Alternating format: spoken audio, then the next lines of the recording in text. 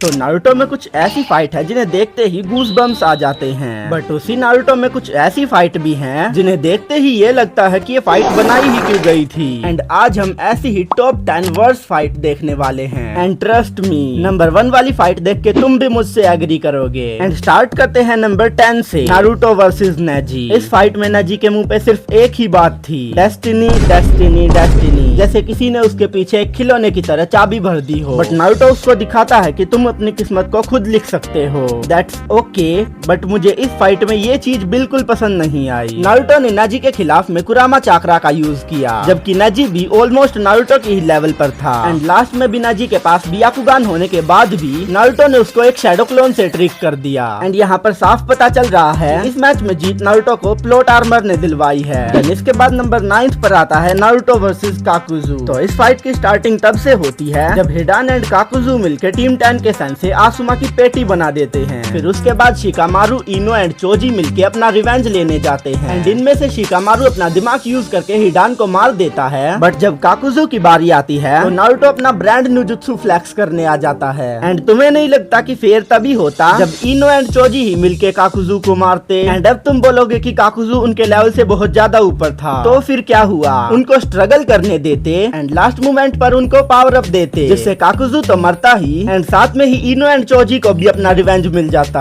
And आखिर इसी चीज को तो कैरेक्टर डेवलपमेंट कहते हैं। इसके बाद नंबर 8 पर आती है team Might Guy versus their clone. And अब दिल थाम के बैठो, क्योंकि अब आने वाली है एक ऐसी फाइट जिसमें ये लोग अपने ही क्लोन को नहीं हरा पा रहे। एंड आई नो अपोनेंट से लड़ना एंड अपने आप से लड़ने में बहुत ज्यादा फर्क होता है, बट भाई वो लोग तुम्हारी 50 रुपए वाली सस्ती कॉपी है। एंड एक प्रोडक्ट की कितनी भी कॉपी बन जाए वो कभी भी ओरिजिनल प्रोडक्ट को टक्कर नहीं दे सकती। एंड मेरा इतना टाइम वेस्ट करने की वजह से ये फाइट भी वर्स्ट फाइट की लिस्ट में आती है। देन इसके बाद नंबर 7 पर आती है साकुरा वर्सेस सासोरी। अब पर्सनली साकुरा मुझे बहुत ज्यादा पसंद है, क्योंकि वो कभी फाइट ही नहीं करती है, बट अगर वो कभी फाइट करने भी लगे तो वो मेरी लिस्ट में आ जाती है। एंड इस फाइट में सासोरी ने वो करके दिखा दिया जो आज तक पूरी नारुतो सीरीज का कोई भी कैरेक्टर नहीं कर पाया एक्सेप्ट सास्के के, क्योंकि जिस साकुरा ने नारुतो एंड रोकली जैसे बंदे की तरफ मुड़ के भी नहीं देखा, वो साकुरा सासोरी को देखते ही पानी पानी हो गई। Well back again to the topic. इस फाइट में जो साकुरा ने सासोरी को धोया है ना, मतलब दे लात दे मुक्का, मजा ही आ गया। एंड ये फाइट मेरी लिस्ट में साकुरा की वजह से नहीं बल्कि इस बंदे की वजह से आती है, because can you believe it, ये बंदा सैंड विलेज के स्ट्रॉन्गेस्ट काजे को मार के आया है एंड यहाँ आके साकुरा से पिल गया। देन इसके बाद नंबर 6 पर आती है कुरोनाई वर्सेस इताची की फाइट। एंड अब आई है पूरी दुनिया की एक ऐसी फाइट जो शुरू होते ही खत्म हो गई थी, क्योंकि जब कुरोनाई अपने बॉयफ्रेंड आसुमा के हाथों में हाथ डाल के चल रही थी एंड अचानक से उनके सामने 2 अजनबी लोग आ जाते हैं। एंड आसुमा के बगल में लड़की होने से उसका कॉन्फिडेंस बढ़ जाता है एंड वो उन लोगों की इंक्वायरी करने लगता है। बट जैसे ही इताची से अपनी शक्ल दिखाता है तो आसुमा की तो वही फटके 4 से 64 हो जाती है। एंड वो तो इज्जत बचाने के लिए उसने कंट्रोल कर ली, नहीं तो नीचे से थोड़ी सी लीकेज भी हो जाती। एंड अपने बॉयफ्रेंड को परेशानी में देख के कुरोनाई अपना दिमाग लगाती है एंड अपनी पूरी लाइफ की सबसे बड़ी गलती कर देती है, स्वयं गॉड ऑफ गंजुत्सु के ऊपर अपना 2 टके का गंजुत्सु यूज करने लगती है। एंड इताची भी इतना हरामी कि उसके ही गंजुत्सु को उस पे ही यूज करके कुछ ये बोल देता है,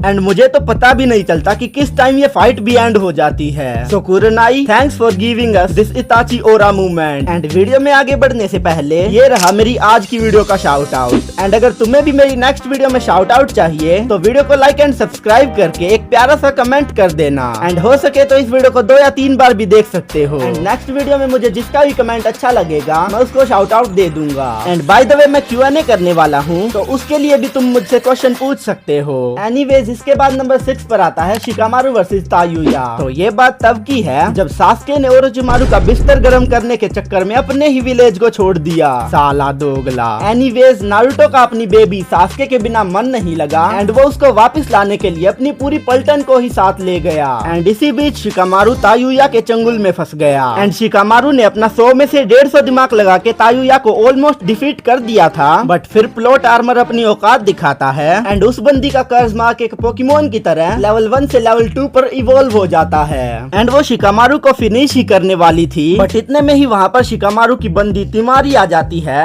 एंड अपने एक ही हवा के झोंके में तायुया को हरा देती है। एंड ये तो वही बात हो गई ना कि मजदूरी करी शिकामारू ने एंड उसकी धियाड़ी तिमारी को मिल गई। And same as 9 9th point, इस मोमेंट पर शिकामारू को भी एक पावर अप मिल सकता था। तो ये फाइट भी मेरी लिस्ट में आती है। देन इसके बाद नंबर 4 पर आती है सास्के वर्सेस ओरोचिमारू। तो जब ओरोचिमारू अपने बवासीर के गुप्त रोग से परेशान था, तभी सास्के उसके पास आता है एंड उस लाचार बेसहारा ओरोचिमारू की छाती में अपनी चिदोरी घुसा देता है एंड उसके काउंटर में ओरोचिमारू भी तुम्हारी एक्स की तरह अपना रियल चेहरा दिखा देता है। ओ सॉरी, तुम्हारी तो थी ही नहीं, तो तुम्हारी कौन सी है?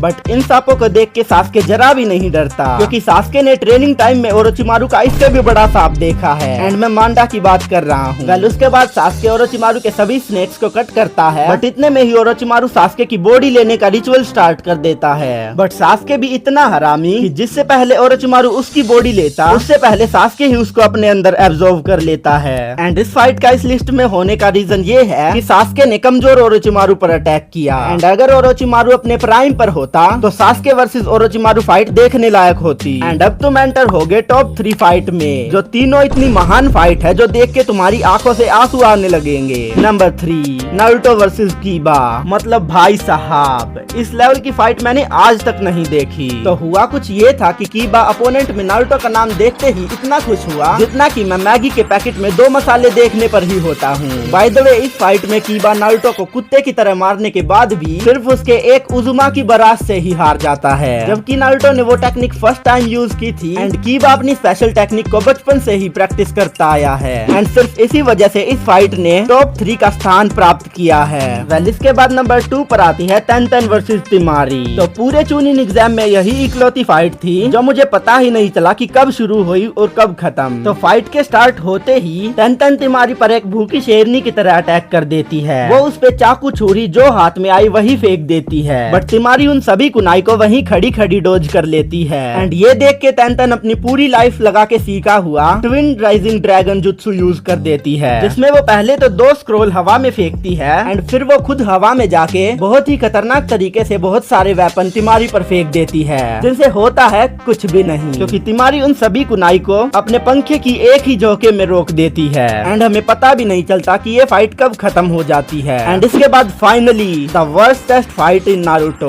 साकुरा वर्सेस इनो। मतलब भाई साहब, इस फाइट ने मुझे बताया था कि बोर होना किसे कहते हैं। मतलब यहाँ साकुरा अटैक कर रही है एंड इनो डोज कर रही है एंड दूसरी तरफ इनो अटैक कर रही है एंड साकुरा डोज कर रही है। एंड इस फाइट का सबसे पीक मोमेंट वो था जब इनो ने अपनी चोटी काट दी थी एंड उसकी कोई जरूरत भी नहीं थी। वैसे जरूरत तो साकुरा की भी नहीं थी।